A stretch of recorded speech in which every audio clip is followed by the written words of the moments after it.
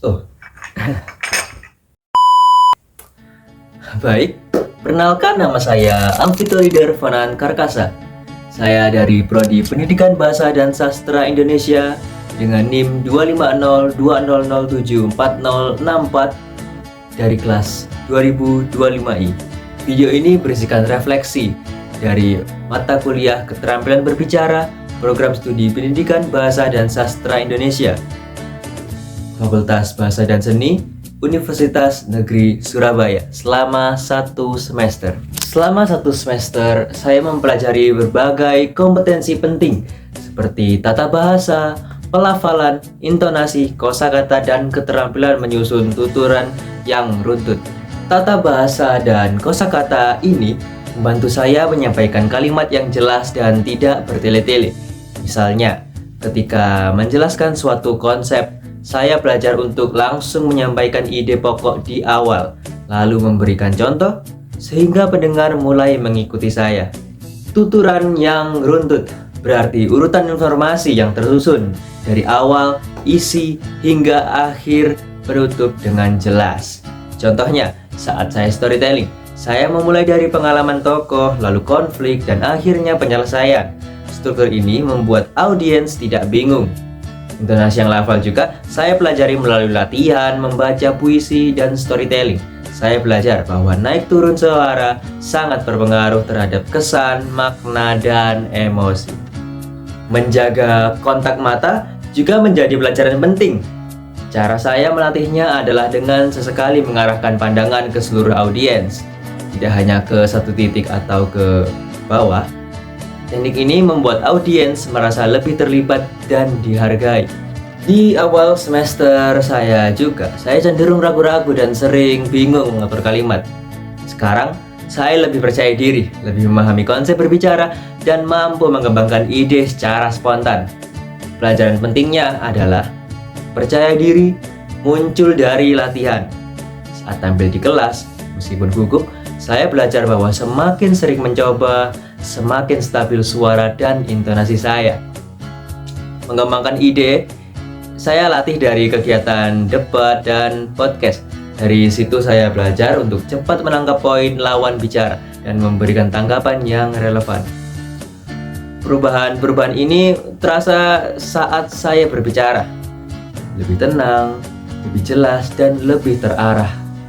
Dan kalau dipikir-pikir juga, aktivitas yang paling berpengaruh bagi saya adalah praktik langsung dalam kelompok, seperti storytelling, wawancara, podcast, atau membuat acara dan tampil talk show mini dalam acara tersebut. Dari aktivitas-aktivitas ini, saya belajar menerapkan teori ke praktik, seperti mengatur volume suara saat ruangan ramai, menggunakan gestur tangan yang tepat, dan menjaga ekspresi agar tidak datar. Menerima feedback dari teman, misalnya ada menilai saya terlalu cepat berbicara. Selama 1 semester ini, materi yang paling menantang bagi saya adalah cara mempertahankan perhatian audiens.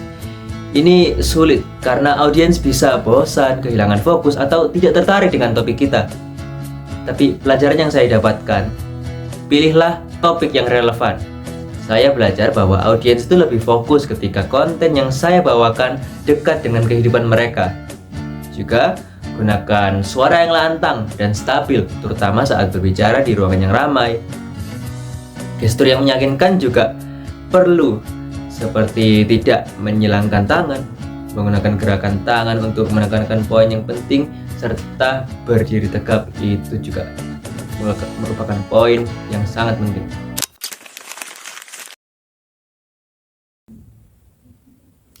Pernah gak sih kalian duduk di kelas lalu melihat kursi kosong yang entah kenapa terasa menarik perhatian?